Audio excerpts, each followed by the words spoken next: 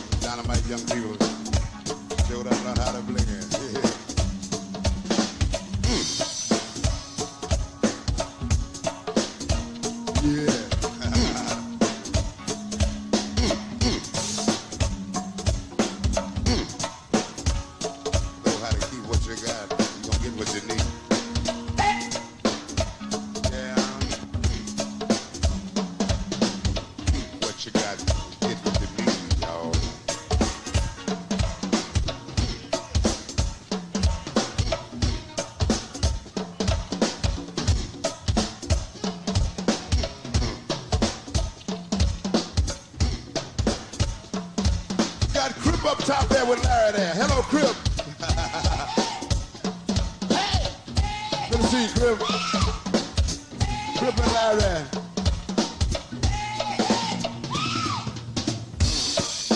Get what you need now. Got to give a lot just to get what you need, y'all. Keep what you got till you get what you need, y'all. Little monitor, Kojak. To give a lot just to get what you need sometimes.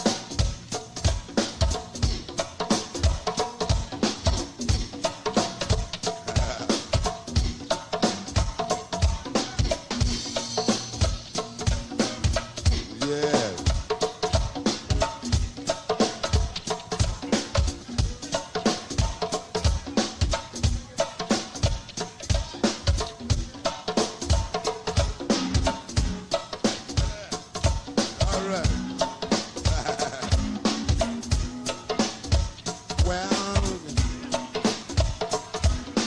Now you got big Al behind the bar. He make you feel just like a star. 'Cause that's what you are. This young lady over here behind this bar over here. Got a lady bartender tonight.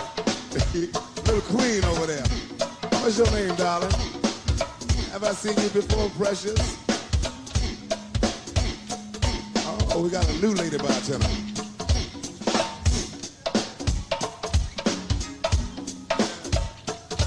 Yeah.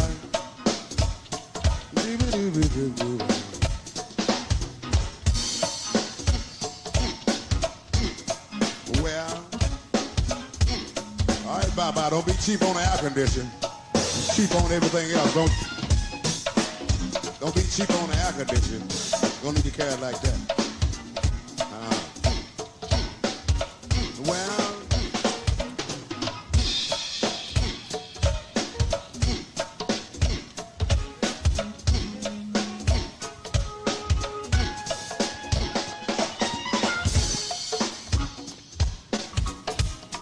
yeah.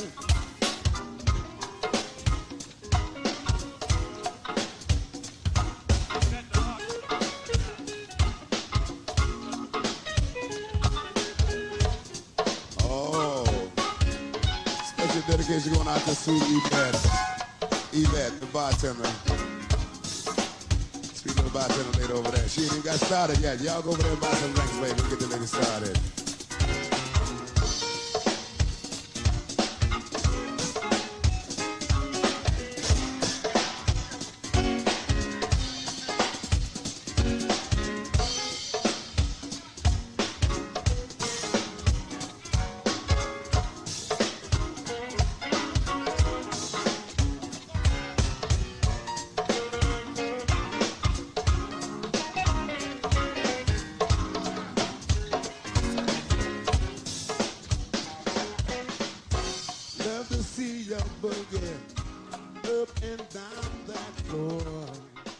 Good evening, good evening, good evening.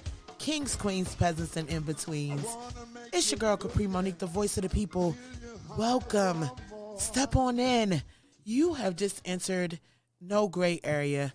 I have missed y'all. It has been a week. Listen, let's just say this. It is definitely the dawning of Taurus season.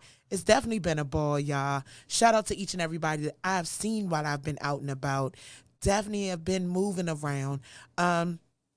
Let's get started. Let's just get right on into it right here. So my weekend was like, okay, let's get it. Friday, I had the pleasure of cranking with the gang at 725 KD Drive.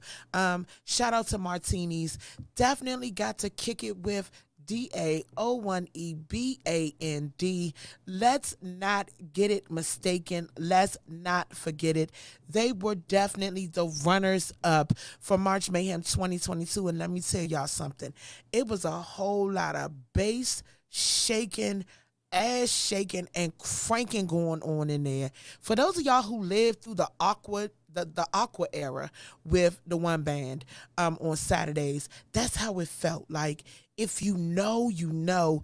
If you felt that raw, unapologetic energy, then you understand exactly what your girl is talking about. Friday was definitely a vibe at Martini's. They gave us a whole lot of crank. I am not sure the status of Tito, but Tito, get well soon. Your presence was definitely missed. But shout out to the homie Meech, who stepped off the front line, got behind them Congos, and ran the Barleys and held it down, y'all. Listen, the versatility was everything. The crank was everything. My boo Ronnie got hers off like, let me pop my shoulders for Ronnie. I've seen her growth. I'm so proud of her growth from the tournament till now. She took all the notes in. She's been working. I can see she's been working. It is just amazing, guys. Shout out to the gang, DAO1EBAND. Definitely had a great time with y'all. Y'all make sure y'all follow them on all social media platforms. DAO1EBAND _03. So it's the one band _03 on all social media platforms, and just the one band on Facebook. Make sure y'all catch some of their upcoming shows. There's a whole lot of crank going on. So then let's get to Saturday. So Saturday, shout out to Infuse. I love Miss Sarah, the whole staff down at Infuse. It's always a great time. Shout out to the music squad and the homie Rod from High Quality, definitely for having me back in the building. And I would be remiss if I did not say, I need a hand clap. I need this. Welcome back to my motherfucking DJ Zay. Let me tell y'all something, Kay. The dynamic duo was back together. The energy was everything. Definitely had a good time. I told him, I'm like, dang, like, I missed this. I know you missed it too. We definitely had a damn good time. Shout out to the homie again, Rob Sutton, the music squad, and also High Quality. We had a good time. And then Sunday, y'all, Sunday was my off day. It was my day to fall back, relax. I customized a pair of kicks for tour season. Photos coming soon. But something else happened too on Sunday. Something amazing happened Sunday. Last year, May 18th, I remember making my 2K post. And Sunday, I want to say thank you to everybody who has taken the time to like, share, subscribe, tell a friend that we cranking over there. I want to say thank you. I'm blessed to say that Them Damn Fans YouTube channel has hit 5,000 subscribers. Thank y'all. We gained 3,000 subscribers in less than a year. I want to say thank you to each and every one of y'all, man. This means so much to me. Y'all know my next goal is a huge one. I want to double this. I want to double it. And I just want to say thank y'all so much for supporting from beginning till now, because I know that y'all looked at some of my content in the beginning like, what the entire fuck is she doing over there? I was learning. and y'all was learning with me. And I want to thank y'all for being on the journey with me, man. 5,000 subscribers. Shout out to everybody tuned in right now on YouTube. Thank you, thank you, thank you, and thank you, man. I'm so excited. I have some short mini clips of content that I'll be putting up. But as I'm out and about, I'm going to be grabbing some more footage for y'all. I get caught up in the crank now. And sometimes in conversation, and they overtalk the fact that I'm filming. So it's just like a whole messy situation. But I'm looking forward to what's next from them damn fans. Fans from the Stands YouTube channel. If you have not taken the time to like, subscribe, and share, please do. And also, do not forget, head on over to Love Network DC's YouTube channel. I need y'all to like, subscribe, share, run it up, man. We're trying to do something great for the culture. We're trying to put the content in a place where a lot of people are able to see it, a bigger platform. We want to grow it and put it in a place where we know it can be found worldwide. So thank you guys so much for helping me with that goal. I appreciate each and every one of y'all, man. Y'all the shit, okay? The Pampers and the wipes. I appreciate y'all. And then yesterday, shout out to Cream Marie. We definitely had a business meeting for an event coming up soon, guys. Y'all stay tuned for Party Posse 360. Flyer dropping soon. But we made our way to Clout. We had the chance to check out Project 71, and they definitely dropped it off in them drawers on a Monday. 3 sets. Shout out to Mo Diggs and to Markia. That first set was soft. It was sultry. It was sexy. It was something from like a dinner scene where you can sit down, you can eat, you can bob your head, you get to enjoy yourself and still focus on your food, because you know we get so caught up in the crank sometimes that we don't eat. Our wings get cold. But it was a situation where you got to do both. Also, shout out to Zero Tolerance Security, definitely for holding things down. And my boo Manda was at the door. Definitely was it's a chill Monday situation. If you're going to pull up early. Parking is definitely crazy. But pull up early. Don't park over there by that 7-Eleven unless you want to get told, man. They definitely snatching them things and pulling up out of there. They whipping real quickly. So, get there early, camp out, chill out, pregame, do whatever you need to do. But make sure you guys make it down there. And then today, of course, I'm here. And while I'm here, let me go ahead and do what I need to do, because you already know what it is. Shout out to the gang. This show is sponsored and powered by none other than Mitchcraft, y'all. Head on over to www.crankrock.com for the latest and greatest in Mitchcraft attire. For all of y'all that are jumping in my inbox, which camera we on to? This one or this one? Right here. Let me lean in a little closer. Can y'all see me, mano? Can you see my eyeballs? I had no lashes on today, allergies, but look, see my eyeballs? When you guys see posts and it says available exclusively at, that means that location only. So no, if it says exclusively at, then it's not in store yet. Because once it drops in store, we let y'all know what's in store. We want you guys to remember our website is a great place to grab attire. It definitely is. www.crankrock.com. But please, don't forget to slide in if you're local. 9244 East Hampton Drive, Capitol Heights, Maryland, Suite 201. We are open Wednesday through Sunday. We open up at 12 o'clock every day.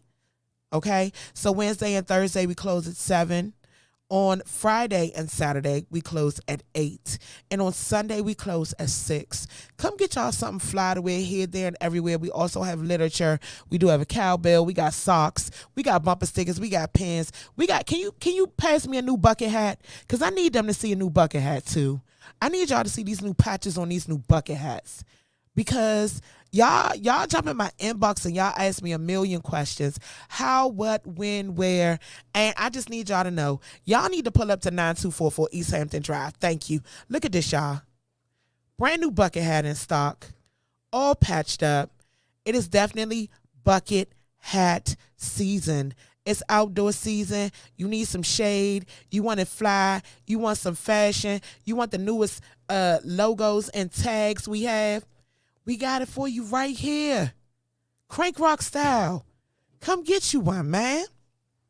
Also, this week, this is a big week for us. So Friday, of course, I'm going to go ahead and say it now. Happy birthday, D. Floyd. Happy birthday to our guests that'll be coming in tonight, Stomp.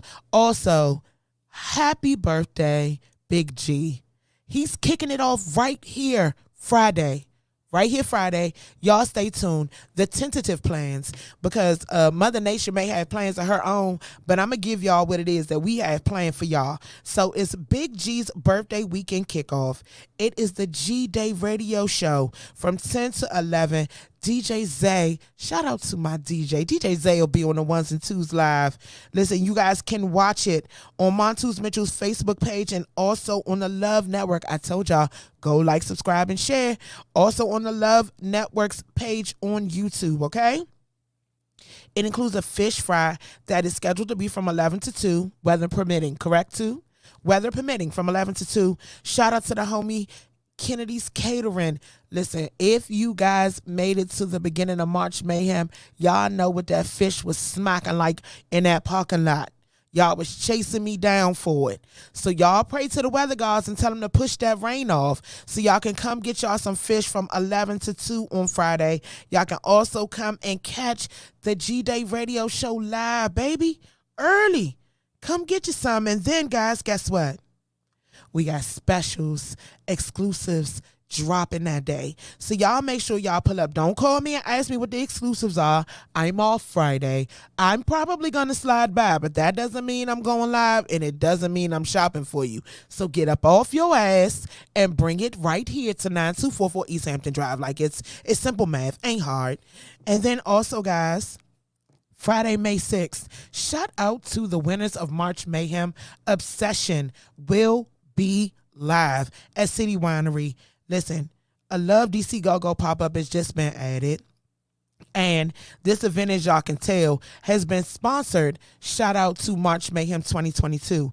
I'm looking at the flyer and I see this little icon that says free in so many different ways. And I'm going to read to you guys the caption.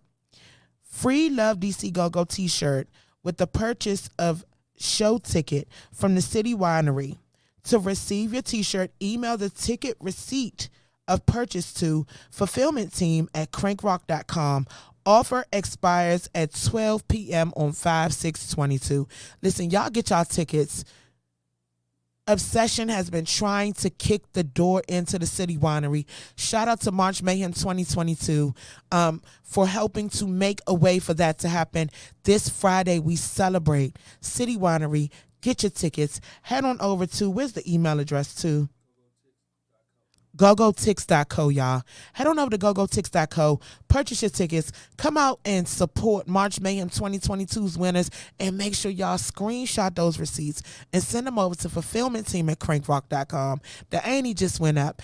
And speaking of fulfillment team at crankrock.com, this is all just segueing perfectly today. Like, shout out to Taurus season. I don't know what it is in the alignment of the stars. But I will be dropping a new promo flyer for you guys today. Just got approval. And it says promote your brand. You can promote your brand by reaching out to fulfillment team at crankrock.com. We do have sponsorship and advertising packages available. Ad space is available for all of your marketing needs. Please inquire at the email above for information.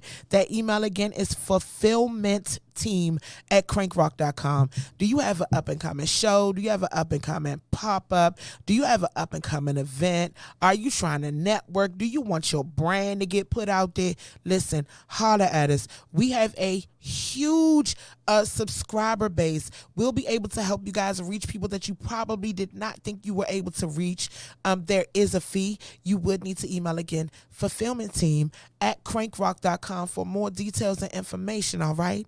So can we cue up a quick break? We get ready to bring Stomp DOGG up in the building on this tourist takeover right here on No Gray Area. We will be right back.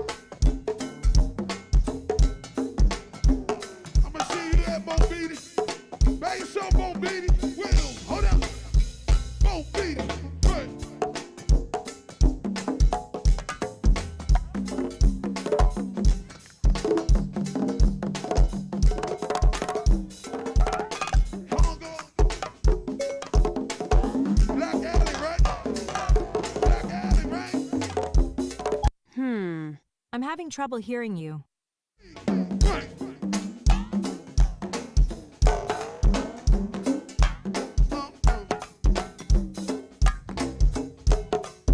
Yes, sir. Go get it. Let me see you got goddamn. Y'all know. Right. Willie, turn 'em up. Right. On this short. Little music magic, y'all. Red light.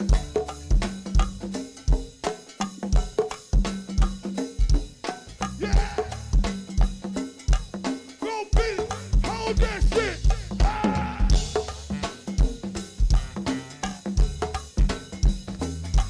Right.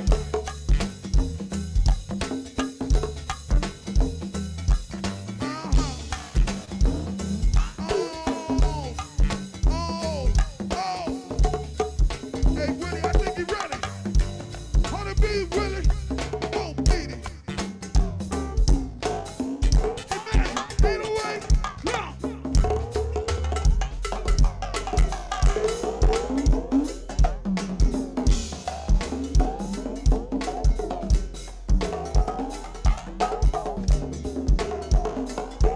Waka waka go beat. Waka waka. Waka waka. Waka waka beat it. Waka waka waka go beat it. Hey, waka waka go beat it. Lock down. Hold that shit. Beat it right. And Vicky, bring my bell. Might as well. Yeah.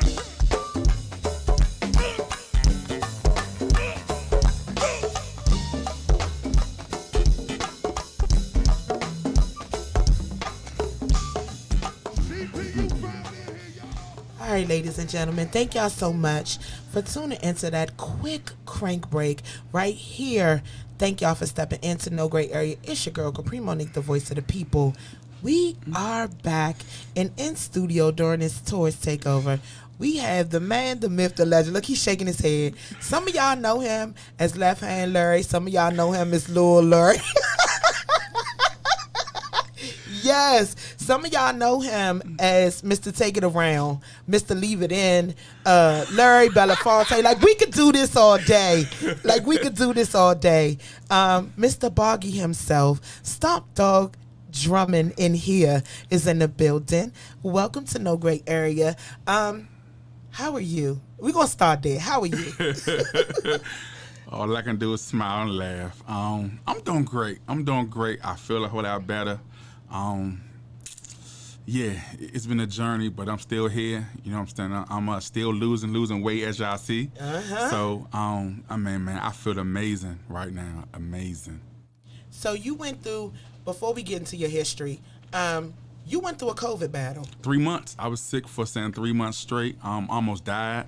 Being in the hospital and a guy telling me that if I would have actually went to sleep, I might not have woke back up. Because my oxygen levels was down to like a 40-something. And he was like, I don't know how you walking in here, but you shouldn't be walking. I'm like, what you mean? And it was just bad. And just being in the hospital, and I would say, that's when you know who really loves you and who really got the love for you. So the phone calls I got, out of all the phone calls I got, the most funniest, like the most craziest phone call I got was Big G. And he called me. All I heard was, Lil Larry. And I was like, you know, I was in pain, but I could smile. And it was just like, and I'm not gonna say what he was saying, he said to me, but it was like, I knew that it came from a place of love. Right. And just how Backyard always treated me as if I was Backyard. A member of family. And just the talk and just that, you know, that was cool. And James' phone call was even more, that was just funny. I think funk is just hilarious, period. Funk was funny. White boy, you know what I'm saying? White boy rapper, like that was, he never called me that much ever, and I've been No Feast forever. Yeah. Rapper ain't never called me that much. Yeah. But just the love that I felt during that period. And I didn't know that saying y'all really like me that much, But when I went to Facebook and I seen my timeline, I'm like, oh, they really like me a little bit. Yeah. And my texts, but I responded to it was like 400 and something texts. I responded to every single text. Because I ain't had nothing but same time. So, but yeah, man, that was like and I tell everybody, man, COVID is definitely real. I went through it and I understand. And when you get to a point where you can't do nothing for yourself, somebody got to even help you to the same bathroom. Like that's like the low of the low. Yeah. And I would say to anybody, man, like just understand is real. And so many people that saying me and E actually helped after I got back better. We helped a lot of people. Shout out to the fifth ladder. Yeah, to really understand, because like I just wanted to just educate people on what it is and what to do to get back right. And man, me and E was on that journey helping any and everybody. So still immune boosting. Yes. Eating probiotic. To live. Eating probiotic. To live. Yes, probiotic is another thing.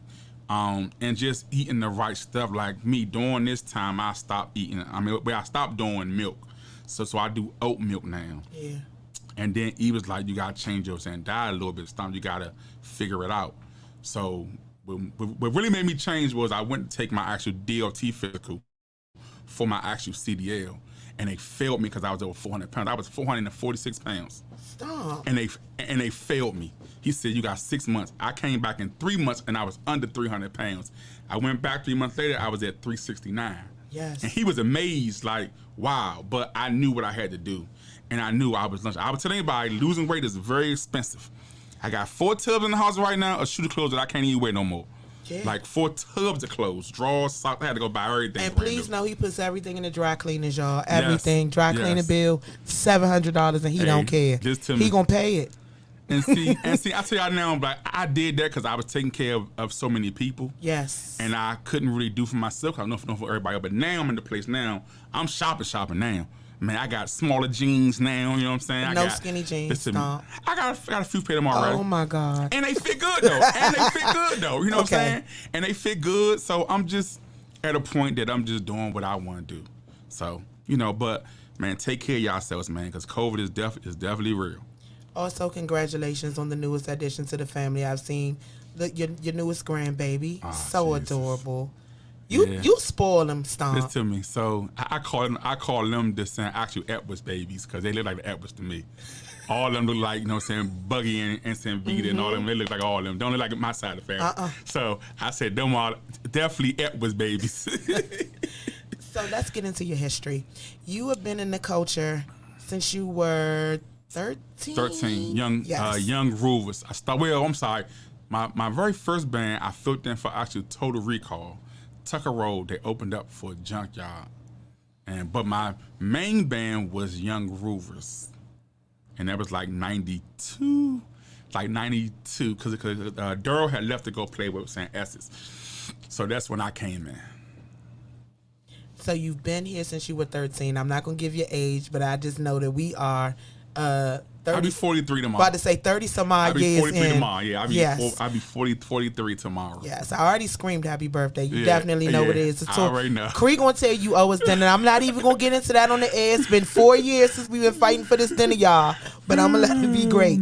So, what has kept you in the culture? Because you have gone through Raw Image days, Familiar Faces days, Northeast days. Those days are the days that are probably the most legendary for most. Yeah. How was that stint in GoGo? Oh man. So you said what kept me here? Yes. Is the love. For me, it's not about the money because sometimes it's good and sometimes it's not.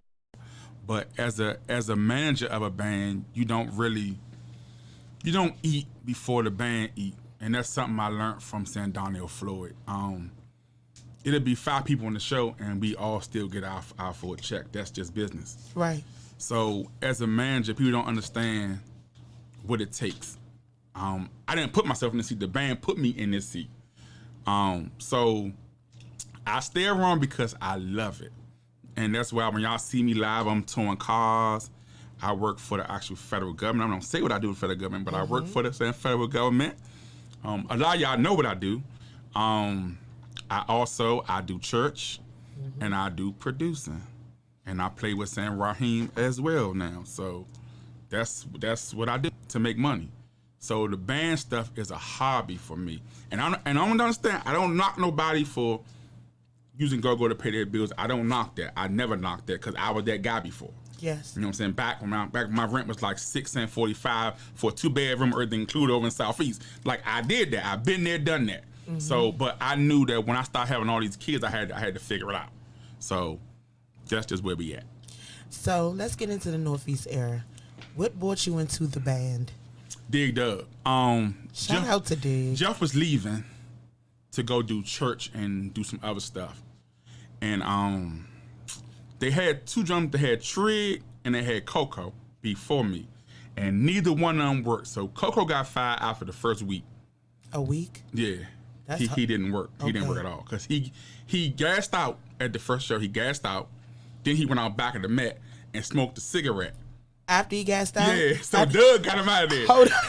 Hold up. Like, this is real. So Doug your Wendy, your endurance is not up already, and then you just go smoke a cigarette anyway, knowing that you still have to play. Doug got him out of there. Then Trig came in, and that was Smoke Man. He came in. Shout out to Sammy. Sammy. For like 2-3 months maybe.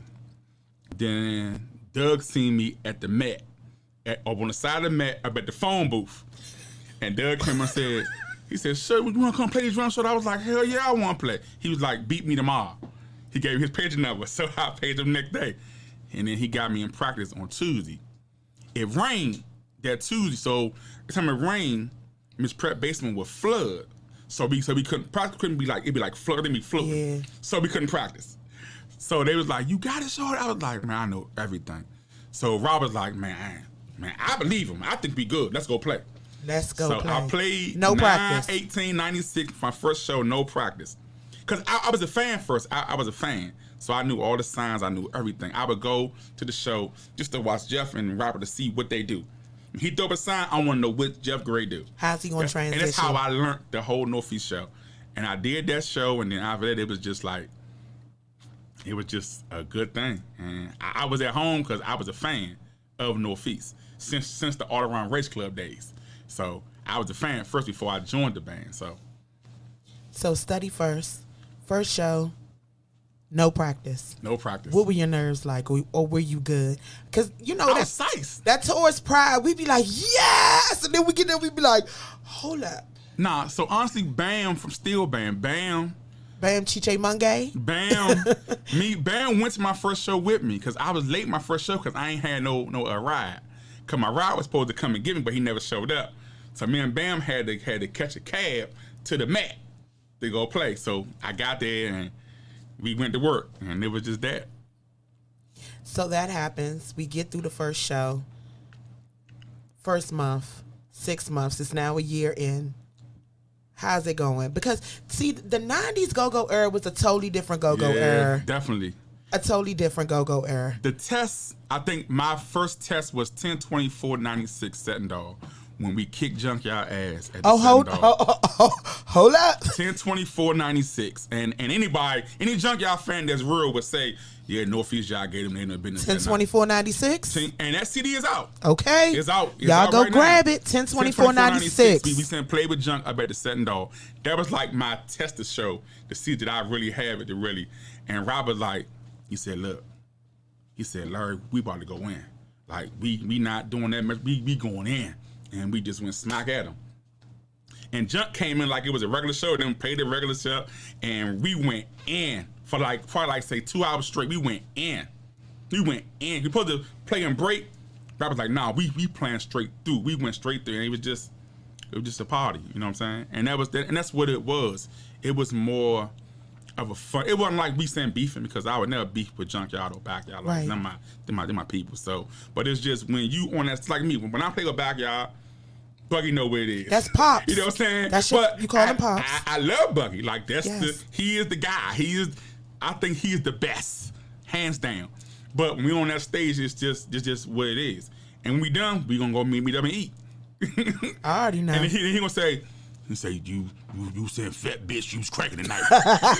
That's just Buggy though. That's just Buggy. You know what I'm saying? It's like, but he give me props. He tell me when I'm lunching, tell me when I'm not cranking, and that's just what it is. Even saying Blue, all my guys be all the same way. Blue is up here right now. He said, my guy. Yeah, so I'm saying we all in like different bands, but we respect each other's brand. Like if Northeast and Junk was the beef, me and Blue ain't gonna be in it, cause we got love. The love is different. If Backyard Northeast beef, I'm not in that. Cause I tell G all the time. Me and G, we look, we good. Anytime we travel to Atlanta, I always sit at you probably see pictures. I sit at the table with G I know. on purpose for a reason, cause I'm talking to him about business. So I know some of the same things I did with Northeast, he did with Sam Backyard. So I talk to him, I pick his brain about stuff, and he tell me everything I need to know, so I can move differently when it comes to my band. I know I can't deal with Northeast the way he did with Backyard, but he helped me get better understanding of what it is. Right. So for that being said, I would say that show was the tester of me with Northeast. And then after that, it just went somewhere else. It did what Rockets do. Because Junk, y'all was on fire. At Yes. that time, like Junk, nobody was messing with Junk from, I think, 94, 95, because the end of 94, Northeast fell off. And I tell everybody, they was sorry as shit So in 95. why do you think the fall off took place 94, 95? What do you think happened? Well, from talking to Maestro, he said that they got comfortable. And they Okay. weren't practicing anymore. The Sanhanga was not there. Because at first they would practice so hard in the basement, where their mindset was if it cranked in the basement with no power and this little raggedy stuff, when they get to the power, it's gonna be that. So that's how they kind of practiced back then. So they had lost the actual momentum that's in practice move. I mean, they always thought that they were still moving, but they just wasn't. And to me, they fell off. To me, as a fan. But Right. I was still loyal. I was going to bump us. I Right. was still a fan. But then it's like, Junkyard just came out of nowhere and just man, they had got Dre Dog and Demi Doc came in and it went to a different level. That's with when they was Junkyard. dogging the sugar cane and the Man. Taj Mahal, baby. Junkyard was it was a different, like, that sound went somewhere else, and Junkyard was killing everything. You can't hate on Junk. You can't hate on Junk. Junkyard was killing everything at that point. Then it's like 97 is when Northeast really started like turn, and it was like, but you still can't forget about Backyard. For real. Because they had the Black Hole every Yes. Friday on Swole. Yes. So it's like you can never forget that. But that era was just, it was different. And I remember leaving, I ain't gonna lie, I would leave from the Icebox. Because sometimes Jump would play at Top Hall on Saturdays. Yep.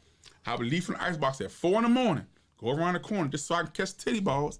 And you would see stomping there, touching every girl titty I could see. And we will be coming out when the sun is up. Yeah, the sun would be up. You will be coming out of the GoGo. The birds the singing. The sun will be up. The birds singing. Everybody looking like, oh shit, I missed curfew.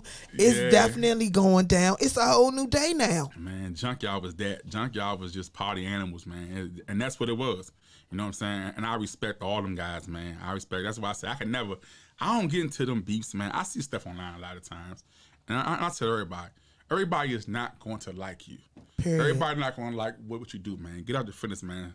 Because we got a lot of Ralph Treads vents around here. Sensitivity. You Yes. gonna sing it to him? Oh, I wish I could, but I ain't got time You today. need a man with Yeah, man. It's just sensitivity. like, I mean, like you can't, Bounce Beat is Bounce Beats, Crank is Crank, Grown and Sexy is Grown and Sexy. Like, it's a lot of bands that do what they do. And I love all the bands. That's why I'm cool with everybody. I'm not about beefing. That's why I see stuff online. I see it. But you can't take that stuff personal. Because everybody's entitled to their opinion. They are. Okay, like, And everybody not gonna like Junkyard. They ain't gonna like No Feast. They ain't gonna like Back or Essence or T.O.B. or TCB or No Impressions. They ain't gonna, man, you like who you like. I like everybody. I like everybody. Everybody delivers something different to me. Yeah, I like everybody. I just tell y'all better look out for San T.O.B. Cause them cousin boys, man, them little boys something different. Yeah. But now I do want to say this though, for y'all go too far. When y'all do this next March Madness joint. Too. When y'all do this March Madness, cause it was a couple bands that I really wanted to see in here that I didn't see. Major League and Mental Attraction. Because of what they do. Like, you can't deny BJ Crank. BJ Crank. What you saying? Now, listen, oh, no, sir, no, I'm not saying, I'm saying this is what I want to see in it. Okay. For that, because I think that, so talk to him. I think if Sunday was in it, it would have been a different so outcome. What if I said to It'd have you? been, but Obsession is like that. I love Obsession. I'm not saying they wouldn't have won, but I'm saying I would like to see them because of the caliber. So what if I said band. to you that that's a conversation you would need to have with them, not with us? For real? Seriously. So see, Period. y'all so I can know. Well, okay, so what listen. happened. Welcome to No Okay. Gray Area. Okay, The let's talk. views expressed by Kapri Monique are solely the views of Kapri Monique, but these are facts. Let's talk. These are conversations you would need to have with them. Invitations were extended to bands. Oh, see, I don't know that. And that's what I'm asking. Yeah, so Okay. we haven't. But that's not a view. I got a view for you. Uh-oh. They sell stints every day. Yeah. Okay. You gotta talk to the people who need them. Because we Okay. don't. We put our money up. Yeah. Okay. So Our time, our effort, our energy, our creativity. No, that was- let me go. It was great though. But it can't come down to what we could have did better. Right. No, I'm just saying the bands that I would love to see involved. Yeah, but That's we- what I'm we saying. fans But like no, you fans. no, y'all did y'all thing. I thought it was a brilliant idea, period. Right. Which y'all did. I thought it was a brilliant idea. I was just like, damn, why these other bands ain't step up? Like, and they come in and like get down and show that you are the shit. If you think you the shit, this man is giving y'all a platform to show that you the shit. That's what I'm saying. Like, A Man, paid platform. Take them conversations at Seat Pleasant and Fredericksburg. A got paid you. a I paid will platform. because see, I was told something different from one. And say, I ain't gonna put them on play. I was told something. That's why I'm asking, so I can know. Like, dog, you really lied to me, dog. Like, now you lied to me now. So I have receipts for you when we get off the air. Because I called. Let me do this. You do. Okay, Because you look, right. because I called and said, dog, why y'all not on this? This is something for y'all. Y'all need to be on this. We can step you to that next level if you show up and do what you're supposed to do. That's how I'm looking at it. It was creative. Nah, man, I said, okay, don't worry about it, because I know everybody's involved. So I'm going to have a time, I'm going to talk to them, and we're going to get to the bottom line and hope that you're not lying to me. So let's move forward. Everybody who touched it and was around it flying, right? Ain't they? Yeah. Now? Oh, hell yeah. From 8 to 1. Yeah. Yeah. And that's what I'm saying. It was like a platform that you not going to be given. But it was given, and it was put on like the Backyard Junkyard status, where you put on the stages like that, where you can be seen by a lot of people. So that's all. Yeah, But cool. It's cool. It's cool. Let's go ahead. It's cool. I don't know. No, just keep in mind that the whole thought process behind it, our original elevating aid, did include them. And it was not on our behalf. They were not overlooked. They were not left out. Please don't think it was anything like that. Because no, not just for you, just the general. Right. Inclusivity over here. Our whole goal is to put everybody in a better position on the other side. Yeah. And that was our thought process. I'm just saying, if you think that you the champ, you got to step up and I mean, and say prove it. You got to prove that you the champ. If you think that you the champ, you got to step up. And I'm like, the platform was given to do that. So why wasn't you there to? Okay, got it. Next, go ahead. I'm sorry. I just want to ask, because I just want to ask, from that I can go back and say, dog, you really lied to me, dog. Like, I'm about, you got me getting crazy now. Welcome to No Gray Area. Okay, go ahead. Welcome to No Gray Area. No, I'm just saying. saying, like, this is a place man. of transparency for us. These guys lied to me, man. Damn. Okay, go Woo. ahead. So we get to you still being a fan of JY. Leaving out. Damn right. The sun is up. Northeast is back on this shit. They cranking now. And then there's no Northeast. We talked about this before. Like I kind of prepared you for it. All right. It's a lot to unpack. So I think that Rapper was tired. okay. I'm gonna say he was tired. Rapper been through a lot, man, and people don't really understand some of the stuff that's saying he go through. It's like being up in the band with him. I see a lot that's saying he go through, and it be hurtful a lot of times. But I mean, a lot of times you gotta take a seat back and just figure out what you want to do. I mean, everybody get to that moment where they chill and they step back and they gotta figure out what makes sense for them. You got a lot of, like, just like prime example, Darnell Floyd. He don't want to holler and scream anymore. He want to play his horn now and chill. So that's what he's doing. Like, so I don't never get mad about what rappers doing or what he have done. Like, I mean, everybody's entitled to do what they want to do with their life. And then I just feel like, you know, a lot of times the band move in different directions. Like, even when we stopped Northeast and then we started solo. And that was good for a while. And then I wanted to quit. I'm like, I don't want to do this because that wasn't what I signed up for. I want to do, I was still like Northeast. But it was just dead. So I had to face the fact. Like, and when Northeast broke up the first time, man, I cried. Like, that was, because I didn't know nothing. That's all I had. That was all I had. Like, that's how I paid myself rent. Like, that's how, and I told myself at the time, I said, you know what, I would never be in that position ever again where I count on a band to pay my bills. And I'm going to be honest, Coop got me a job because I told the Coop. In fact, I called Buggy first and I was like really messed up. Bug came to me to eat. And then Bug, when he said, you know what, I'm holler at said, Papa tonight at the show, see if we can do something for you. So they got me a job with Stuffy up at the pawn shop. Right. So I started the pawn shop. Because Coop and Buggy got with Stuffy and they got me a job at the pawn shop. And ever since then, I've been working. I never stopped. I've been working ever since then. And, you know, I went from, it's funny because when I came, Stuffy was the manager. Then, like 6 months later, he got demoted. Then I was his boss. Manager, yes. I was his boss. The irony. So, but it was a good thing. And I really appreciate them for just doing that, you know what I'm saying, for me. Because I didn't know what to do. I ain't gonna lie to y'all. I didn't know what to do. Because all I knew was Northeast. I woke up doing Northeast. I went to bed doing Northeast. I didn't know nothing about working. All I knew about working was having a summer job. That was it. Shout out to the mayor for life. Yes, that's all I knew. For providing that. Yeah, so that was kind of the thing. And then it's like, and people don't know, is that me and Robert started the what band?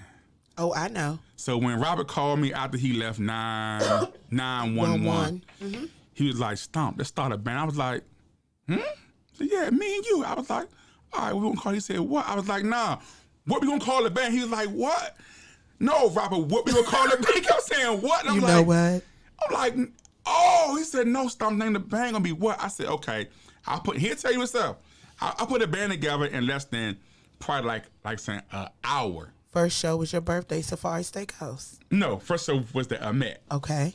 And and the first day I put the band together, we met the very next day. Who were the members? Oh man, it was on the front line. It was Danny Boy, Rapper, and Damila. And then we had it was Freaky Ty, Showtime, Stefan, and Steve, and they had like a little singing group. So they came in, they sung. We loved them all singing together. And Robert's like, man, I can't use y'all, but I can take two of y'all. Ooh. So that's how Stefan and Steve got in the first What band. So the back line was Congo Danny on congos, Rocker Rob on the toms. I was on drums. Marvin was on keys. Then my cousin Lil Renzo, who played with Listen the Group, was on keys. Then we had Scotty, who played with Re-Up. And then Melvin to play with Re-Up. Lee, where you used to play Re-Up too as well. So they was all up in the first What band. Okay. And then Hut was our manager. That was the first What band. Rest in peace, Hut. Then I left the What band. I left and I sat home for probably like say a year. And then I got a call from my favorite guy, the best manager that I ever had. The most money I ever made in this stuff right here. Butler called me. Raw Image about to called say, me. shout out the dog. I love Butler. Butler called me, man. It was just, I would say that joining Raw Image was probably one of the best things I ever did in GoGo. Like, for him to, like, when I joined the band, he bought me a car, because I didn't have a car.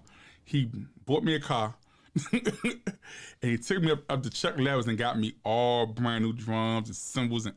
Man, he spent like $6,000 at Chuck's on just me alone. Mm-hmm. Then he went a couple days later and got me and Sin Love an Astro van. Then he wrapped it in Sin Raw Image. Mm-hmm. And I drove the van everywhere to all the high schools and book all the little girls. All the girls. So I was young still. I was still kind of young, so I could do that. You know what I'm saying? So yeah, that was a good move, man. I say, man, Raw Image was probably like that was really good, and it's like for them it was good because Elevation was really like doing something big to this. And it's funny. Let's talk about the millennium, okay? Cause look, me and Kirky had this talk here, and he was like, when they got you, he was like, damn, this the bull. Because they was on Raw Image Hills. Like, let's be clear, they was definitely not. They was on Raw Image Hills. Now, you were the game changer. I will admit that. Shout out to Bump, who was definitely over there cranking, but you were the game changer. Yeah, and it was an irony because y'all were beefing, but Bump and Dog are brothers. Yeah. So it was like, nigga, we gonna outcrank y'all tonight. No, we gonna outcrank y'all. Hey. That parking lot, boy. It was cool, man. It was a good, and then like, you know, after a while we all became cool because it was like Mike Nice and Butler was really tight and best friends. So it's like we didn't have a choice but to figure it out. And it was just cool. You know what I'm saying? Elevation to me, they had that since Southeast dirty crank. It was just like punching the chest crank. So they were ahead of their time. Very. That's why I always say, Kirk and Aubrey, man, y'all gotta drop something, man. Y'all gotta drop some of them songs, man. Like, good God Almighty. Yeah. After Aunt B, the whole dynamic changed. That was a very sad time for me in the culture. Very sad. He was very creative. Definitely another Dynamite Taurus. May 15th to be exact. May 15th to be exact. But it was that era. So we get to the Raw Image era. You meet Love. Y'all lock. Y'all connect. You and Butler. This was, y'all were playing, it felt like consistently. Oh, hell damn near nightly it felt like. I ain't want for nothing. I didn't want for nothing. Like, I was living so good. It was just like, the stuff I was doing Raw Image, it was like, damn, this is really life for me again. Because I was doing it in Northeast, but it was like, that was a different. Like, it was a different ball game when it came to Raw Image, man. It was just different. And then I stopped playing with them. Then I was chilling for a while.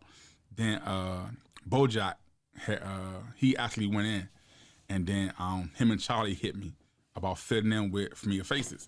That's how I joined Familiar Faces. Mm-hmm. But before that, so I was playing with Backyard the whole year of 2005 because Bug, he had a car accident. So I was with Backyard for that whole year. And that was like, and honestly, when I was with Backyard, I got locked up. And I would say once again, G, it was just, when we sat and talked, when I came home, we sat and talked, because I got locked up. I had all Backyard equipment in the back of my truck. But the band wasn't mad at me. They was one issue that I was all right. I was like, get out. I got all your kids was in my truck. And the police took my truck, held my truck for a minute. So Coop had to rent the band stuff for a while. And it was crazy, man. But I would say Coop and G got me my lawyer. They helped me find a great lawyer for Virginia.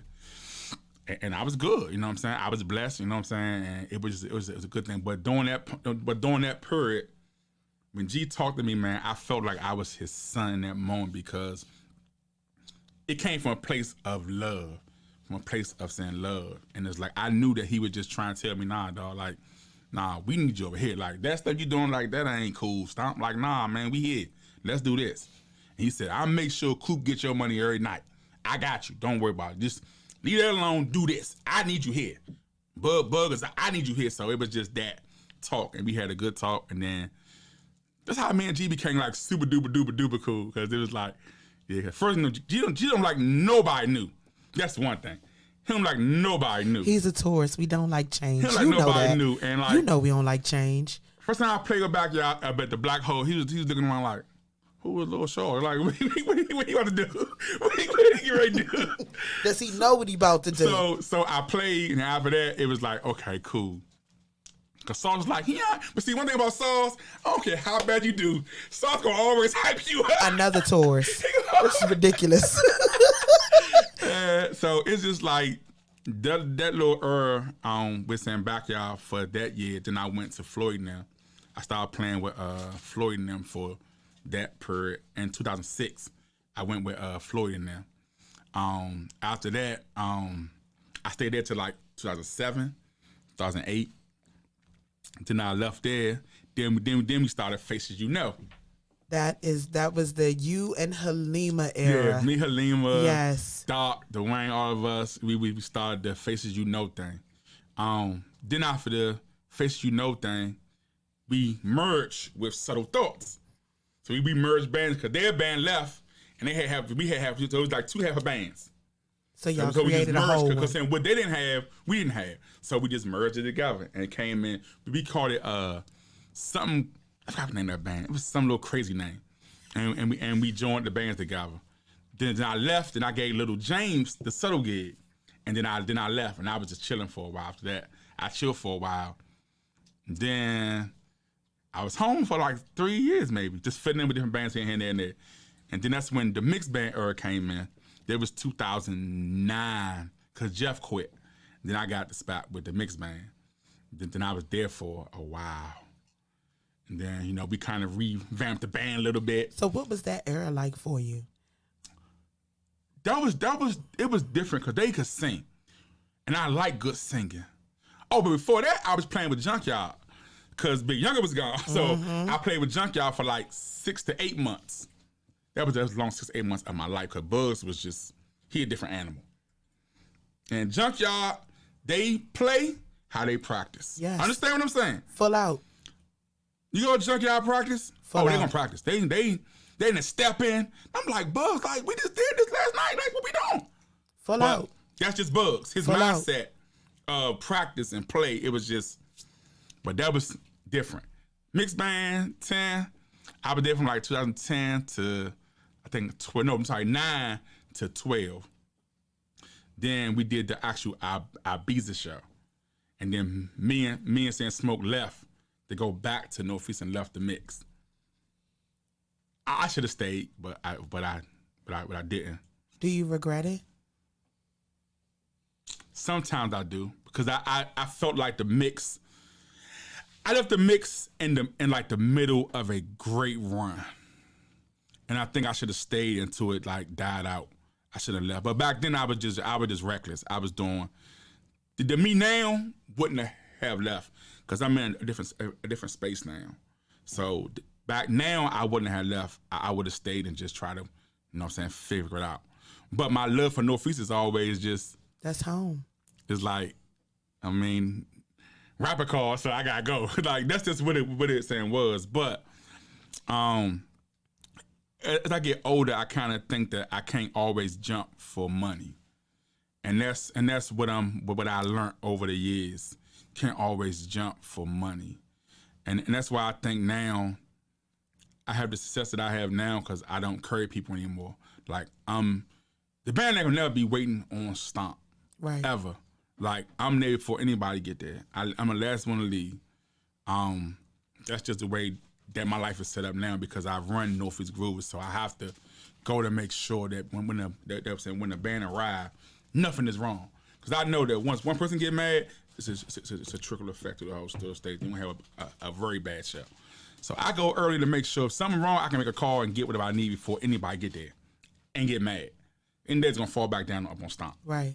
So now I'm a little bit different. I kind of think and I feel a little different. And like between Buggy and Blue, like they stay in my ear all the time. So they like keep me grounded. You know what I'm saying? Very grounded. Blue is saying in the comments, man, you saying I left a lot, and he's laughing at you real hard. Yeah, so I mean, it's just the point of just, of just really just knowing where you are now and knowing who you are now. So me now just being a different person and just trying to understand life and just be, a better me. That's all I can be at this point. So speaking of a better you, we get through all of that, and this A-Team logo just starts popping up places. And people are like, well, what is the A-Team? Is it like a super band that they put together because they can play everybody music, so hire them and you don't have to pay that high price for this band or that band? Explain to people what the A-Team is, because it's not a band per se or just a band per se. So can you give them... A-Team was put together to just back national artists, which we have done on numerous occasions, on numerous levels. That's what the band was put together for. And one day, something happened where Dominique, Nick the Biz hit me. Like, Stomp, man, I got this going on, that going on, woo, woo. Man, I need you to help me out. So I was like, all right. So I put the band together. The very first show was Rapper, Winksy, Killer Kyle, and Danny Allure out the State Theater. The very first time we ever played as a GoGo band. And then at that point, we had more R&B shows than we had GoGo shows because we weren't really, but just have everybody in the band play GoGo so we can do it. That's how it really failed to that. Okay. And then with me, when I play anybody's music, I'm gonna learn that shit because I respect Jump, Back, Essence, Chuck, you know what I'm saying, EU, Proper. Trouble.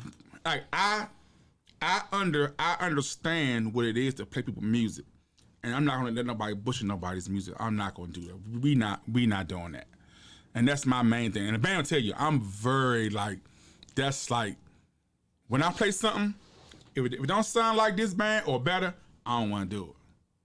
I got an 18 featuring the Y'all Boys out. Listen to it, you won't know who is who. Right. Because it sound like Back, it sound like Jump. Right. But I understand who I'm playing for. I understand what G like, what he don't like. I know this because I played with him before. So it's not about making bands not saying be able to work or we gonna do a lower price.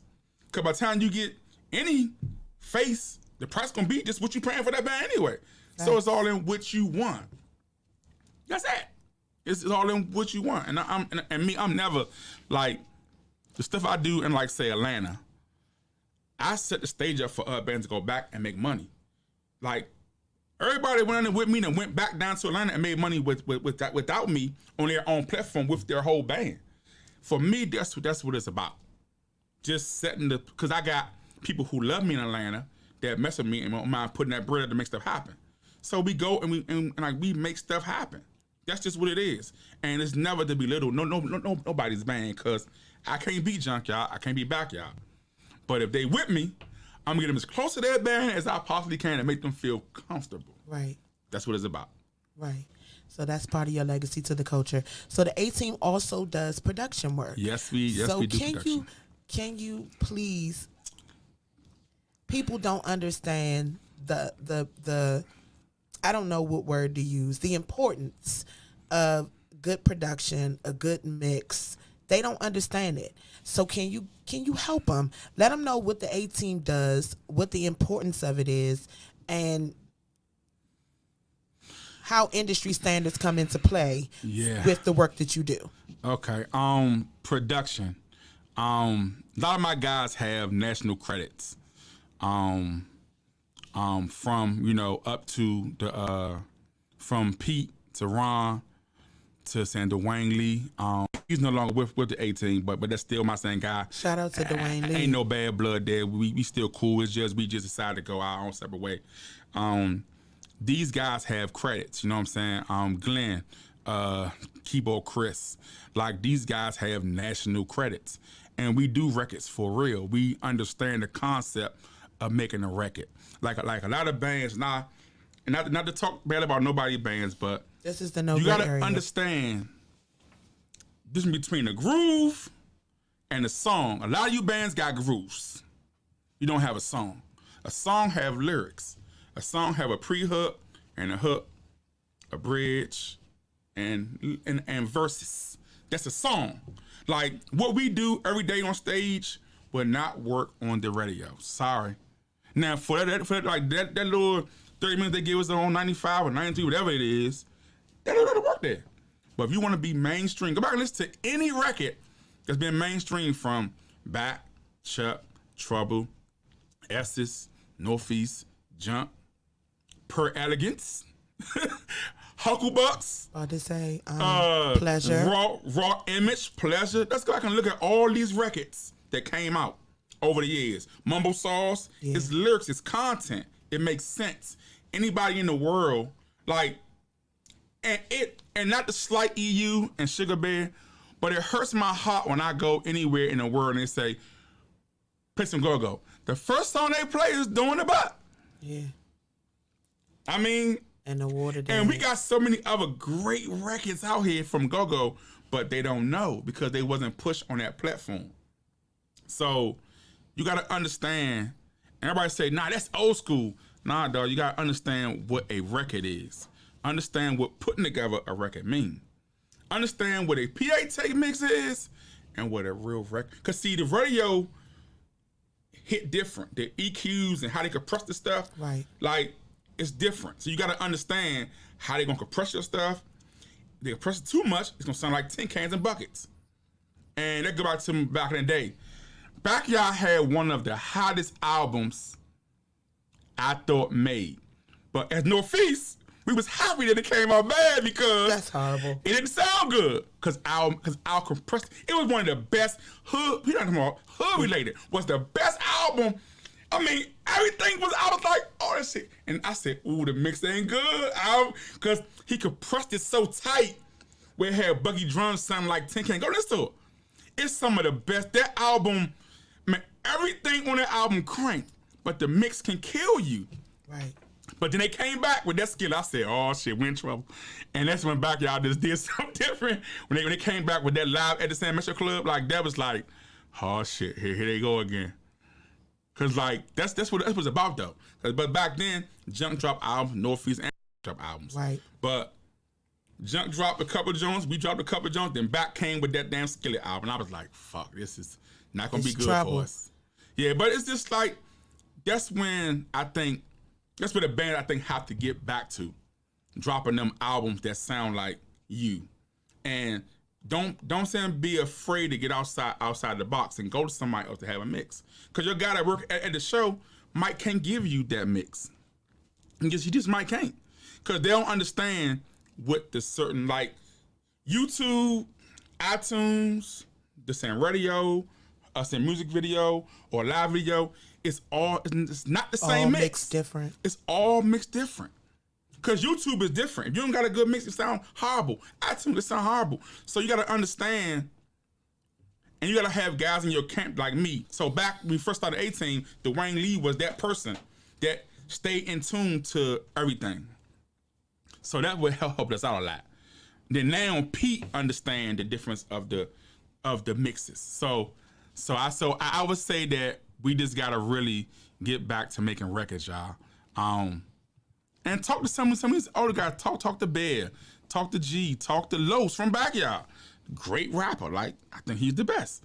Talk to him. Kyle make great records. Black Boo make good records. Uno, like a lot of these songs y'all think people wrote. Uno really wrote these songs. I want y'all to understand that. I'm gonna keep it real with you. So holler at these guys when y'all see them out. You know what I'm saying? Hug got records. Google. I want y'all to go Google Leonard Huggins right now. Yes. And look at his catalog. Look at it. You'll be amazed at some of the stuff that Hug has written. His writer's credits are dope. I'm just telling you, don't take Stomp word for it. Google him and see what he's wrote. See the songs that he's been a part of. That's all I'm saying. Don't take my saying word for it. So there you have it. So how do you think we can get these bands to understand what's needed for industry standards? Because my thing is, everybody's screaming, GoGo needs to go this place, GoGo needs to go that place. But without our music being presented properly for it to be accepted or heard right, it goes nowhere. So how can we start to prepare for that? Unity. Okay. I think it's a lack of unity. I think a lot of people don't want to help out the next band because they think that it's going to slight them. Understand this. No one band can take this genre to the next level. That band can kick the door open, but what happens after that? Somebody's got to go through it. Like, I think that if Black Alley and Mumble Sauce was on that same thing moving together, it'd be different. Because Mumble Sauce dropped some mean records. Facts. Miracles, Welcome to DC, and them were records that still get played to this day. Yes. Black Alley got some mean records.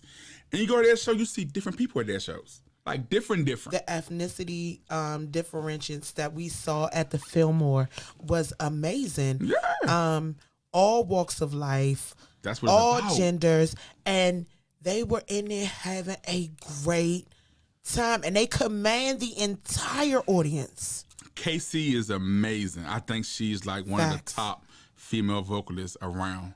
I think nobody is like, cause she does so much. She running one. She's singing. She rapping. Her energy never dies, and it's her little self up there doing what she do.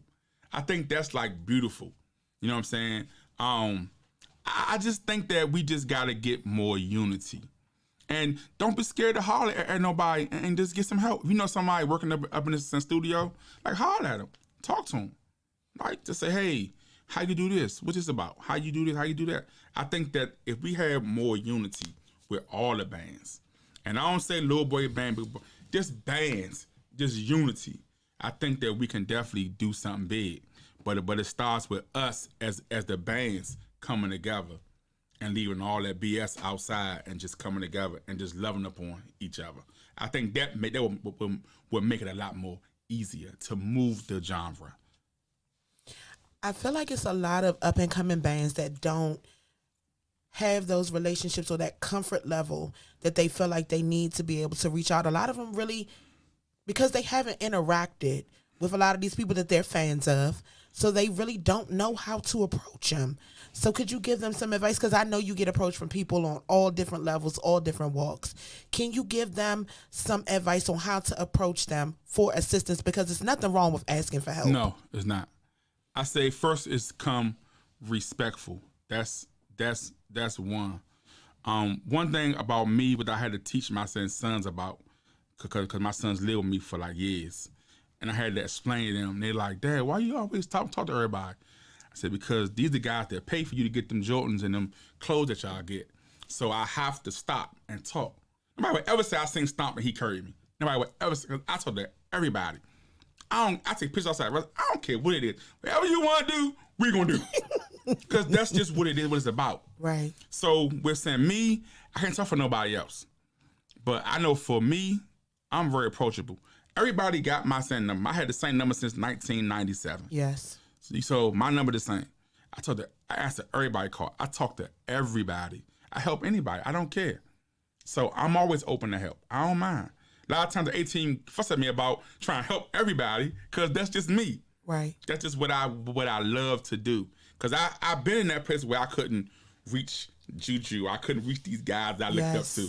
So to be able to open a door for people to be able to reach you, I think that's just super like dope. I think it's super dope. So for me, you can always holler at me. You can inbox me. I see my phone number. You call me, holler at me. I'm always available. And see, that's the blessing because, you know, in this culture, they pit old niggas, they in the way against the younger up and coming dudes. Instead of understanding that at one point, this person that you calling an old nigga was this young up and coming dude to someone else in this culture. And it's gotten to a point where we're branching out and helping each other. Yeah. So speaking of helping each other, you actually have a son that plays in the genre. So come on, Dad. What type of advice do you give him? Honestly, I don't really give him none. I talk shit to him all the time. Come on, Taurus. No, I'm gonna tell you why. Because see, my son don't understand, and he think I'm always hating on him. But I want him to understand, like, I'm who I am because of what I did. And I work hard to get to where I'm at. Yes. Nobody gave me nothing. Yes. See, you get what you get because you're Stomp's son. I had the point. And that's cool, but you still gotta put in the work, dog. You still gotta work. Like PJ, he's Buggy's son, but he paid them motherfucking drugs. You can't deny that. Like, this is what he do. Right. So for like me and my son, I always tell him, like, dog, you gotta understand the fundamentals of GoGo. You can't skip steps along the way. Like, it's a lot to go with this. And I would say he's gotten a whole lot better. A whole lot. And I'm telling him, I hope he's not watching because I don't ever tell him this. He's somewhere watching. But he has gotten a whole lot better. And, you know what I'm saying, I'm very proud of him of what he's doing now. At first, I thought he would just try and be something that's saying he wasn't on drums. Right. But I think that he's found his own identity at this point, that he's trying to grow. So I respect him trying to do his own. Then he wanted to change his name. I ain't Lil Stomp, I'm Taco. That's Taco. I said, man, just ride the waves. He can't ride no more, dog. I said, it's cool, but taco it is, okay. I wouldn't answer myself no saying goddamn food, but okay, that's what you want to do. Okay, I'm in taco. How you on taco? I'm in. But yeah, I just tell him all the time, like, don't skip no steps. Right. And like when saying bed tell me, he called him and he hollered him about such stuff. I was like, oh Jesus, Lord. But he have the drive to want to be better. So I would always applaud that. Right. But I don't want him to skip any steps along the way. Like you got to put the work in. So let's speak of these fundamentals, because I know that there are other up-and-coming drummers that are tuned in right now. Some of them have jumped in my inbox. They're excited because they don't get to see and hear you speak very often. So what type of fundamentals and what type of advice would you give them in this genre to be great at what they're doing? Because I heard you say you're a student, so let's... Yeah, hell yeah. I'm still learning. I would say you got to understand the beats, understand the name of these beats. And we're like, yeah, that something beat. Nah, man, no name, because a lot of these beats have names to them. So understand the names of these beats. Even if you do bounce beat, because like you never know when they're gonna call you. Like I'm very proud of my little youngin' Davo and how he served that Sam Smith Faces gig. He cranked that gig, and it was all I'm talking about it. So stuff like that, because his brother Tay was grooming him as he was growing up, so he understand the foundation of the go-go beats. He understand that. So I would say understanding what them beats are, so you can definitely get that thing too. Right. It's like me. I had to learn bounce beat. I had to understand what it was, because that's not what I do on an everyday basis. Right. But don't get it fucked up. If I need to get it, I know who to call to get it. Mm-hmm. I call Marks and Block. I call Neil, the guy that made the bounce beat. Shout out to Neil. So I can call the guys and sit down if I need to really know the bounce beat. But that's not what I do. You know what I'm saying? I like the way Joel bounce. I think he's the what band sound. You ask me. His sound is just, for me, just that what band. That's just it's something he do when he play the what band. I'm super proud of him right now. I'm super proud of him right now. And say I love Smoking Joe. That's man. That's my guy. That's my guy. Ham Damo, all them guys, Willie, all them guys, man. Like they really embrace me a lot. So I just really, I'm very grateful that I can still get the love I get from all these guys. That's gonna be the next thing. You know what I'm saying? So generation. I'm just happy. So, fundamentals, guys, make sure you're a student first and always. Understand the beats and reach out for help. Put your pride to the side, right? Yep. All right. So, this is the trick question. You knew it was one coming. Oh, yeah, I know, bro. Here it is. Date of birth, date of death. In the middle is your dash. Your dash is your life. Okay. What do you want your dash to say for who you were to the culture? Oh man, a guy that gave everything, a guy that was always willing to help, a guy that tried to help everybody, a guy that don't owe nobody no money, a guy that always paid his whole band whenever they did a show for me, a guy that was always did the right thing by any of his band members. Somebody that's always willing and giving. And a guy that loved God. Amen. Through everything that he's been through, he still screamed that name wherever he go. So let's talk about the producer side.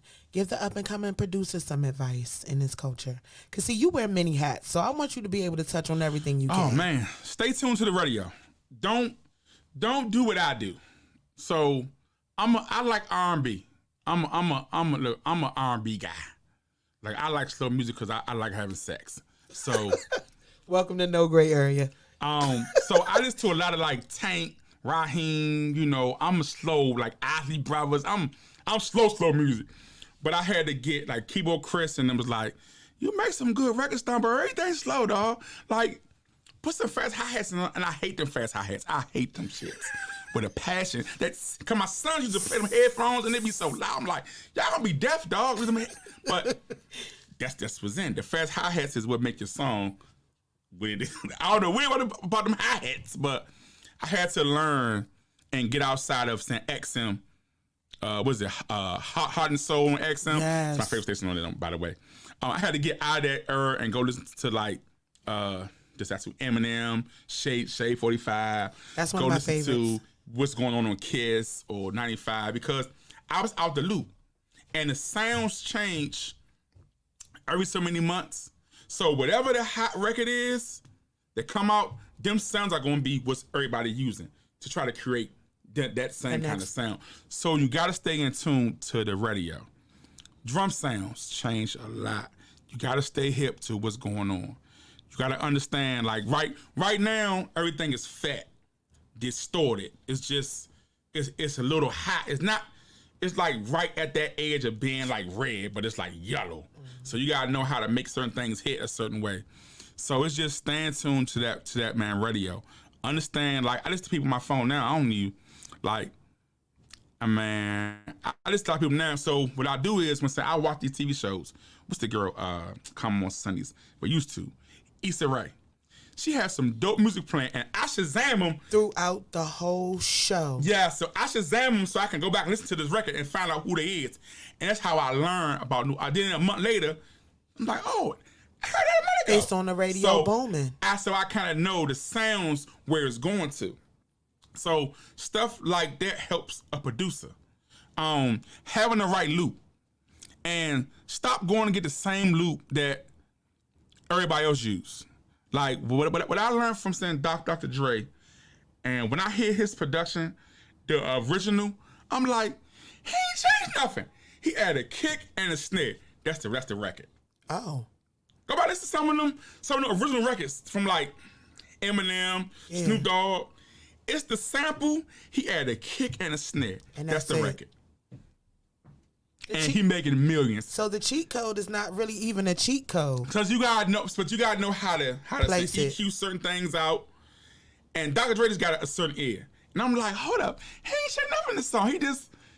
It's still the record, or he probably detune the record so it's in another key. Okay. Or take it up a pitch so it can be a high key. It's all in who he actually working with. But a lot of these records, and Dr. Dre just put a kick and snare to it. And it's a song. All right. Up and coming producing manager. Let's get to that real quick because I see a lot of managers saying to their bands, we had a bad night, the club had a bad night, so I need y'all to work with me. Let's get on it, Stomp, because I know you got to slide out soon. You have practice with Raheem coming up, so let's get into it real quick. Oh, man. So I would say it's all in how you do business. It's all in how your contracts are set up. And not to really shit on nobody, but I don't work off of nobody's door. That's not, my band is not doing that. I think my band have enough years and like enough clout and talent where we don't have to work off of nobody's door. I think it's business. It's all in how you do business. And my contract states certain things that if you don't pay by this time, we not showing up. Right. And that's just what it is. It's just about business. A lot of people go in with these so-called nigga deals where you on the phone talking to somebody. Nah. So I'm using the backyard booking method. I stole backyard's booking. You borrowed. I did. I look, I'm fucking hijacking this shit. Oh, I'm hijacking it. No, but see, like because I talked to G and what he said to me, it made sense. I'm not saying what he said to me because that's me and his business, but stuff that he said to me, it makes sense. And I was like, you know what? I gotta do that because everybody think because you know me, I'm supposed to give you a discount. Like even when I come in here and shop, I don't be like, Montu, give me a deal. I never asked that man for a discount on nothing I bought from him. Ever. Even when he do 18 shirts. What's your price? He did no fees 30-year anniversary. He'll tell you. I got to check for him. Stop my price. He got his bag. Right. I never owed Montu money. He came and met me over at the shopping center, at the Tank Outlet. I paid him in his bag. Right. Because I understand he got a family. Right. It's bills. This shit ain't free. Facts. Like super facts. It ain't free. You know what I'm saying? So You gotta understand, like when y'all go buy Polo and Tommy and Christian Louis Vuitton and Gucci's and Dolce Gabbana, you don't go to Saks and say, "Hey, let me get a deal on this." No, you gonna drop that $2,000. Period. I know, cause I do it all the time. Period. So I get it. So it's just a point of understanding how much your brand is worth and knowing what your brand is worth. Cause certain bands don't have these problems, and I think that's why a lot of bands start doing their own shows, because you don't really need a promoter in like a lot of cases. Period. You don't need them. Like some bands do what they do because they can do them. Like I think the most craziest band I ever played for that can do something like that is Backyard. Cause I was in there coming in from out of town. Coop said, "Y'all want to play the 5-1 night?" And we like, "Sure." And get there, that shit packed. I mean, Why we coming in from out of town though? That's what it is. We coming in from out of town. Backyard has their own fans, Coop, their own we like, everything. yeah, you want to play? And it's get there, and the 5-1 is packed. Like I'm like, how the hell? This is for Facebook and it's for all that stuff. I don't know how they got that word out that fast. But they did it. 5-1, but it was out. So knowing your brand's worth, I think is a lot, and I think that a lot of these bands, they actually dump stuff down to us and undercut another band. I'm never gonna do that. When the band say, "Yeah, I offer Backyard this to do it," man, call them back. You calling me because I know Johnny probably said we can't do it because we already booked. Right. That's why you calling me. Yeah, trying So to be you already slick. called back. I know what you're doing. Trying to Man, backdoor. call him back. Call him back. Trying to backdoor. Yeah, I saw White Boy. He said, "Man, call White Boy back. Right. Call him." Cause I sit home. Like my guys don't want to get up on a plane if they don't have to.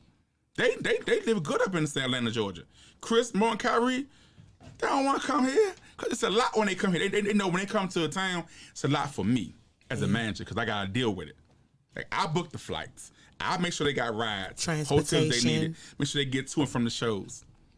I carry everybody's equipment in my car. So everybody go home. Guess what the show still? This With guy Stomp, with yeah. all the equipment. When I get home at 4 or 5 in the morning, I got to load all the shit out of my truck, back in my garage by myself.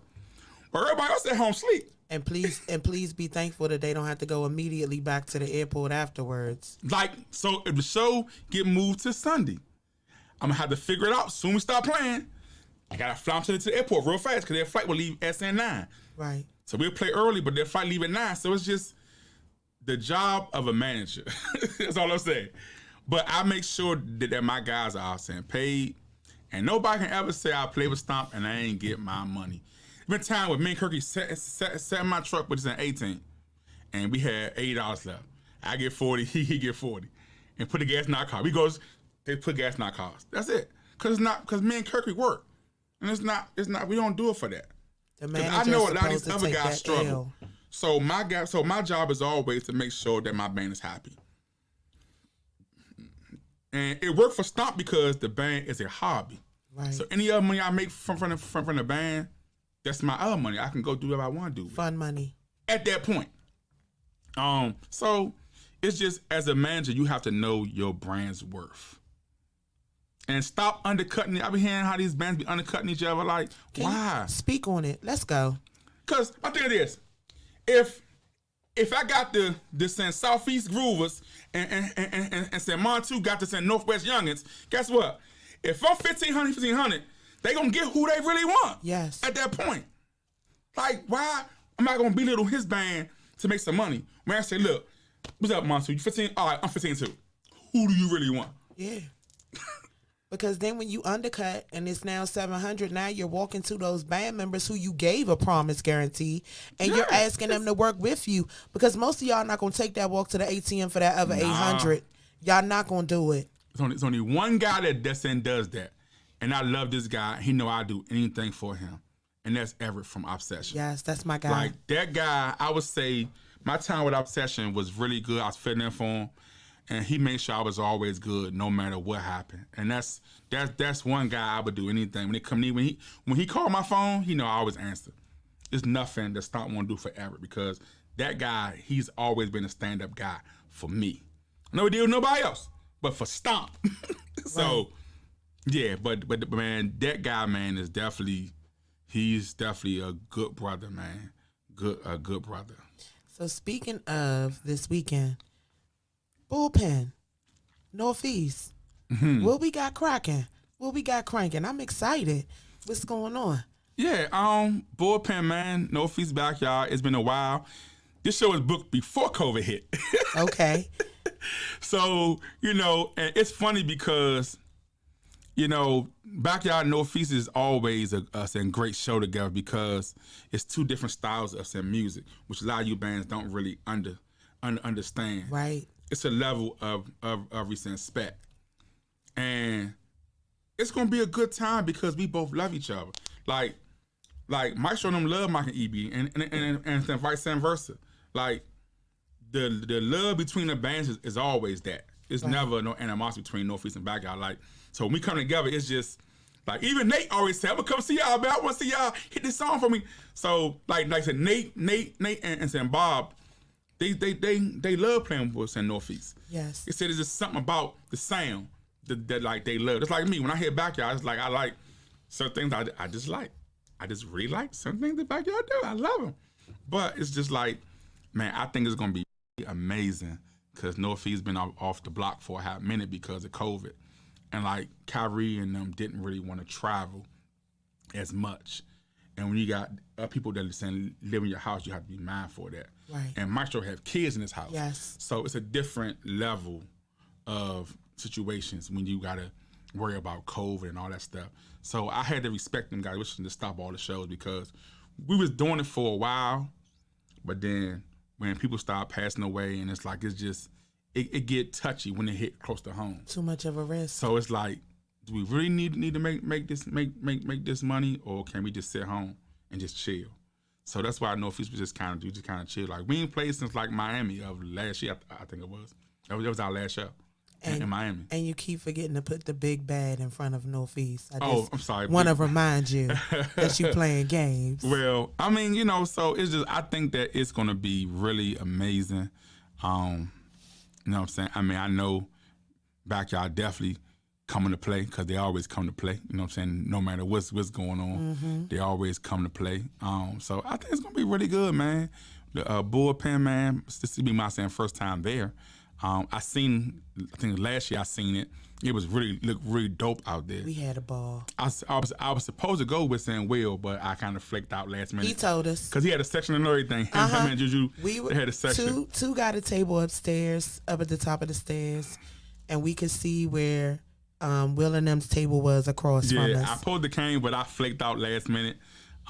That's my guy too, man. I love Will so much. I talked to him earlier, Mr. Flat Out himself. Yeah, I love Will so much, man, and like that's just what it is, man. We definitely, and he definitely helped me out a lot too. He make me a way better person than I am because he really he understand life.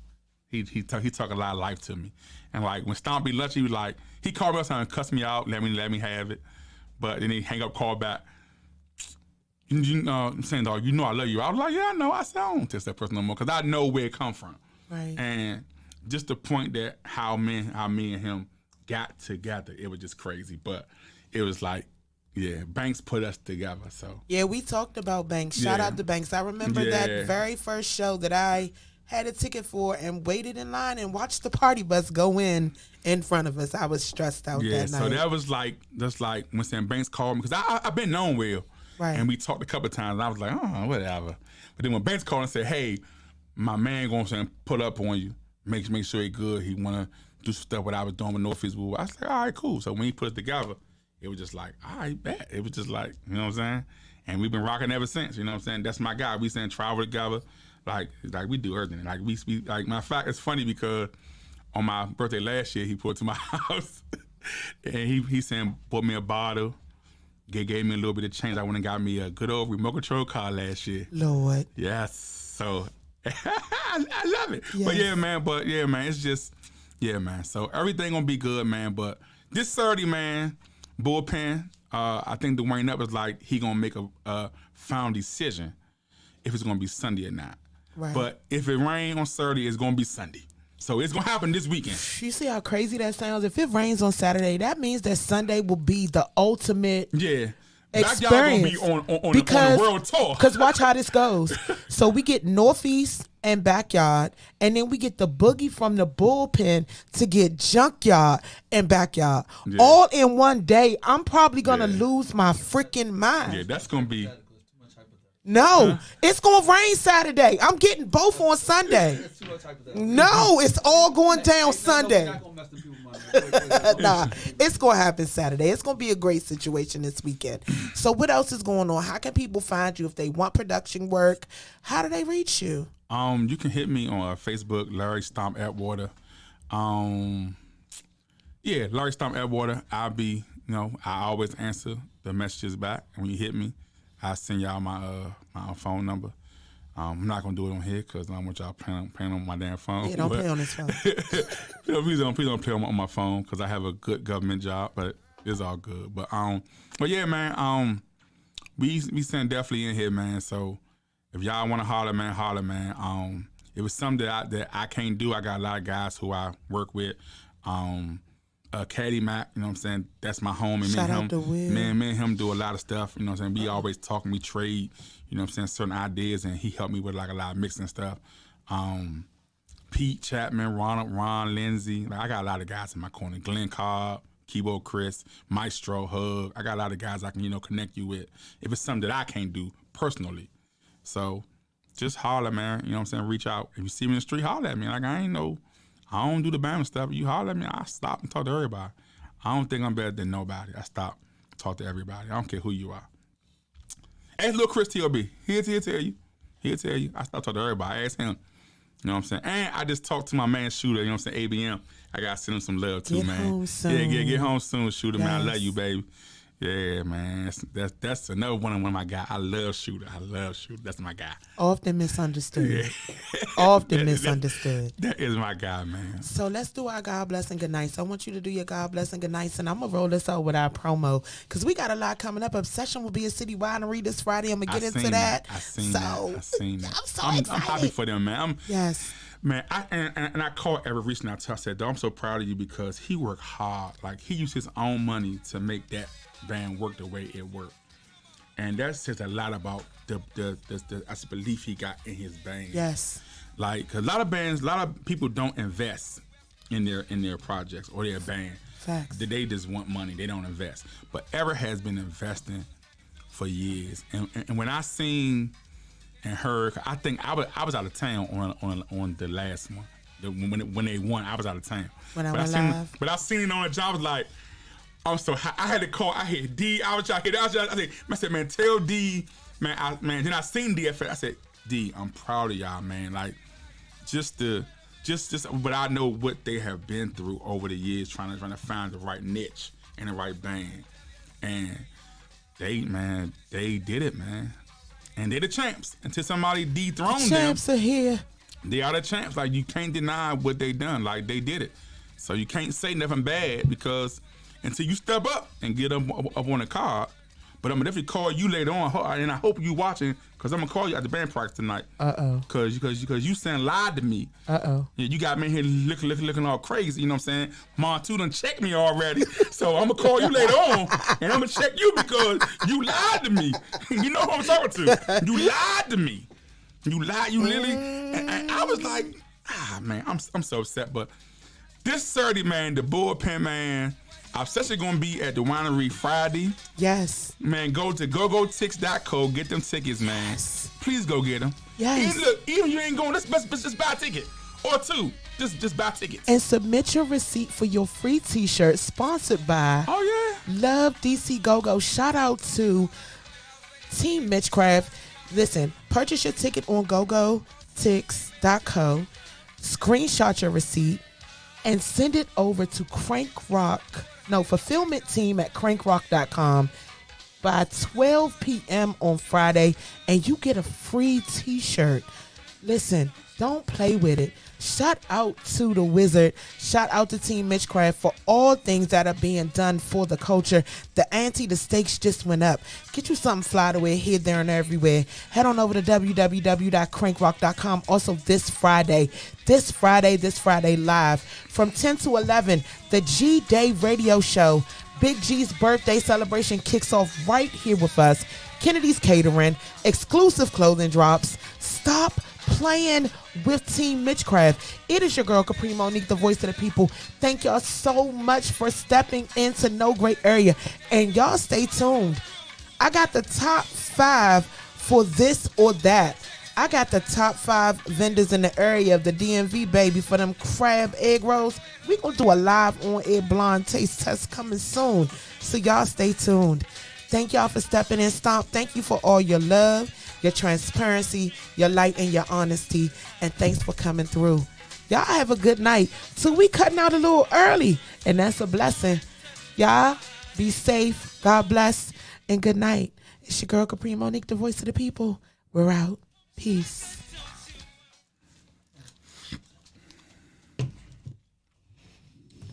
Ooh, wait.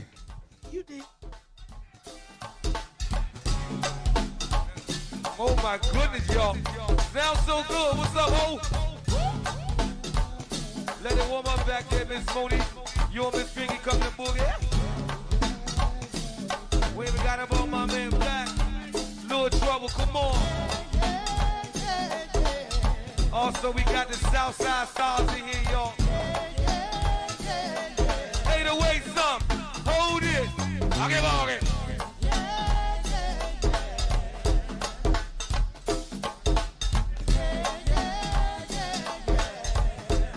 Good to see my man D-Lock, you heard? That my man Jay up in here, y'all. And let it work, condos. Give me that beat.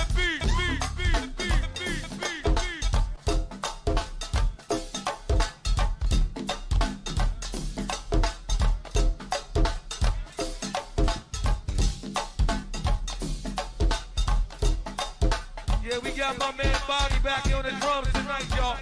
Tiffany top for the last time, Steve. Last time. Wait a minute.